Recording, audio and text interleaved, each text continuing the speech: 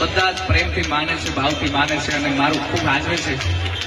મારા વડીલ મોટા ભાઈ એવા કીર્તિદાનભાઈ ગઢવી જોરદાર તાળીઓ બજાવે આપણે.